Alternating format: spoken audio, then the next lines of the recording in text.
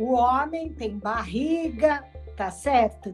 Tem careca, usa óculos, mas ele tem o poder, né? Ele manda na sociedade e nós não. Segundo Simone de Beauvoir, enquanto a mulher objeto se identifica desde a infância com a imagem total de seu corpo, o menino encontra um alter ego no pênis.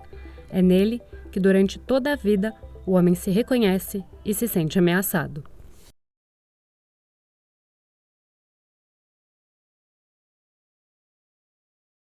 Em 1992, Naomi Wolf disse que a beleza existe de forma subjetiva e que a mulher tem o dever de encarná-la, enquanto os homens devem querer possuir as mulheres que encarnem essa beleza. Ainda de acordo com a autora, desde a Revolução Industrial, as mulheres ocidentais estariam sempre em busca de um modelo de beleza inalcançável. Mas será que isso ainda se aplica nos dias de hoje quando falamos sobre a velhice? Nós mulheres somos oprimidas porque a gente não pode envelhecer. É como se a gente não tivesse essa permissão para envelhecer. Ou a mulher que envelhece é descuidada, é largada, desencanou. Como se você não tivesse o direito de envelhecer como você quiser. O que a gente vê no envelhecimento é só um desdobramento do que é o machismo. A imagem que temos de nós mesmos afeta a autoestima, muitas vezes interpretada apenas como uma questão física. Mas a gente acaba esquecendo que fatores sociais também afetam essa imagem. Ou vai dizer que uma foto no Instagram, um post no LinkedIn nunca fez você repensar sua vida? Tinha-se muito mais respeito pelos cabelos brancos no tempo que eu era jovem do que hoje em dia. Hoje em dia o pessoal não está muito nem aí com os coroa, não. Eu sempre acho que a mulher entre os 40 e os 50 anos, ela passa por várias coisas na vida, assim no sentido de que eu vou ficar velha, eu já não sou tão jovem. Eu acho que nesse momento, eu acho que passou isso na minha cabeça. Por isso que quando eu fiz 50, eu resolvi mudar. Eu digo, não, eu tenho vida pela frente, eu tenho muita coisa para realizar. Se somos afetados ainda tão jovens, no processo de envelhecimento isso pode se intensificar. Um artigo feito pelas pesquisadoras Gisele Alves de Moura e Luciana Carini de Souza mostra que a autoimagem do velho é um reflexo da forma como a sociedade trata o idoso, mudando quando levamos em conta diferentes grupos sociais, com consequências que podem ser negativas. Eu acho que é cobrança do social. Na sociedade você tem que ser jovem e bonito. E o povo fica também acreditando nisso.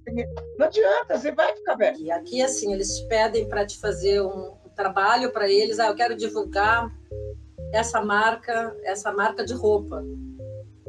Mas eu não te pago. Não há necessidade. Tu já passou da idade de ganhar. Começa a aparecer os fios de cabelo branco por tudo quanto é lado. Eu sou careca, né? Mas o bigode tem que ficar pintando ele. Ainda em Simone de Beauvoir, ao envelhecer, a mulher deixaria de ser um objeto erótico e seu corpo perderia a função de sedução. Assim, a preocupação com a estética ficaria em segundo plano. Mas atualmente percebemos que o padrão ainda afeta e muito as mulheres mais velhas. Tem a menopausa que assim interfere muito significativamente no corpo feminino, na imagem que a mulher tem de si mesma. Então eu acho que é um pouco injusto. A diferença entre os sexos é um fator importante. Os homens também sentem as mudanças estéticas, mas isso parece ser algo muito mais forte entre as mulheres. Então, quais as diferenças de autoestima de ambos os lados? Imagina um homem que não tem ereção quando ele vai para uma relação sexual. É horrível um negócio desse, né? Ele se sente menos homem, ele se sente impotente para a vida, de um modo geral, né? Muitas vezes. Ele perde autoconfiança. Isso fica um pouco mais agravante, porque ele soma, por exemplo, essa questão, já estou velho, e aí a minha recuperação para as minhas questões da ereção, elas são mais lentas. Eu não gosto de tirar fotografia, porque eu acho que eu estou muito velha. Eu fico assim, eu acho que eu estou mais, não percebo, mas em foto eu percebo que eu estou velha, estou uma velhinha. A gente fica entre a cruz e a espada, entendeu? Você não quer, mas tá. A primeira vez, eu lembro que uma vez uma pessoa me chamou de senhor, Eu levei um susto, né? Porque você não se imagina daquele jeito.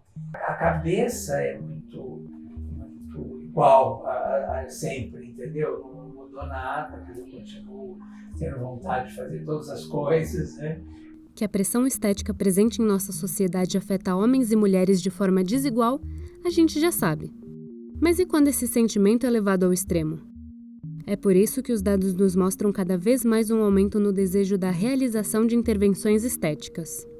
E socialmente a mulher tem que estar sempre bonita, nos trinques, peitinho duro, tanto que o Brasil é o campeão das cirurgias plásticas. E não é só nas jovens. A minha geração, todo mundo tem alguma coisa. Porque a hora que você fizer o Botox, vai dar 2 anos, vai estar igual. Porque o corpo, ele funciona dessa forma.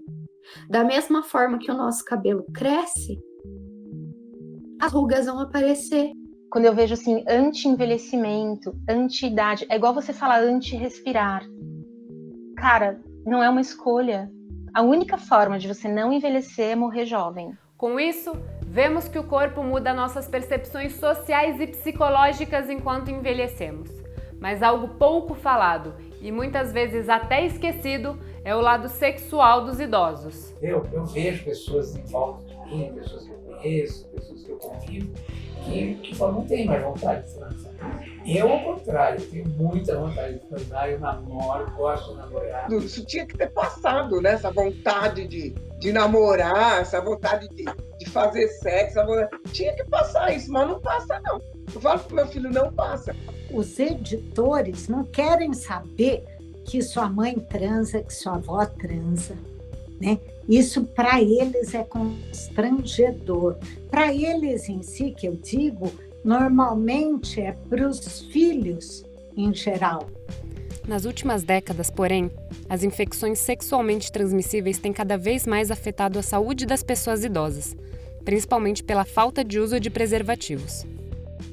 O Boletim Médico de 2018, encabeçado pelo Ministério da Saúde, divulgou que os pacientes positivos para HIV com mais de 60 anos avançou de 168 casos em 2007 para 627 em 2018. Esses dados escancaram a necessidade de se falar sobre a prevenção contra ISTs na velhice, porque mesmo com o envelhecimento, a atividade sexual acontece. Afinal, na velhice só estamos dando continuidade a um processo natural do ser humano. Todas as aventuras que eu tive, eu não tinha coragem de contar para ninguém. Então, era absolutamente eu comigo. Porque, imagina, isso era coisa de velha louca, tá certo? Como que eu, depois de velha, vou sair com um cara que eu mal conheço, vou para uma cama com ele? Não é porque você está mais velho, 65, 70, 80 anos, que você não pode ter vida sexual. Lógico que pode e deve, né? Se você tem vontade, deve. Então, se você tem medicações que te auxiliam nisso, por que não? Eu posso não ter o tesão que eu tinha quando eu era mais nova, mas o tesão ainda existe, você ainda tem. Vemos que a aceitação do eu é uma forma de empoderamento, abrindo espaço para que as mulheres conheçam cada vez mais seus corpos de formas diferentes.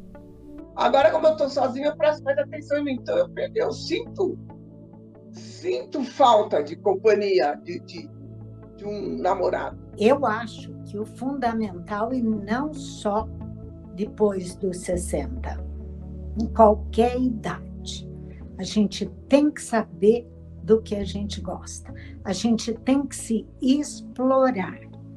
A aceitação tem que ser integral. A sua aceitação.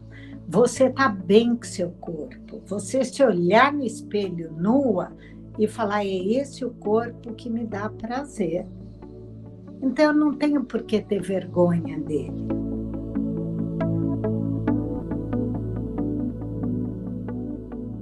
Mesmo que você está andando com um carro de corrida a 200 por hora e de repente você pisa no freio e ele para.